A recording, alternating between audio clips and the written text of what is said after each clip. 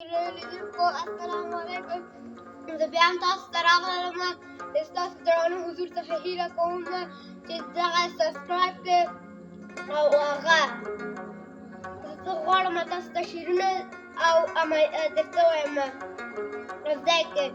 زه چې د کابل د پېښور د اوسېدو نه دی، زه چې د کابل د پېښور د اوسېدو نه دی، واک یې د پنجاب دی دغه کور د پښتنو نه دی. بسم الله الرحمن الرحیم. زه رحمان د رب بنده یم، دا مې حال دی، یو بنده چې د بل بنده کې څه به یې حال وي.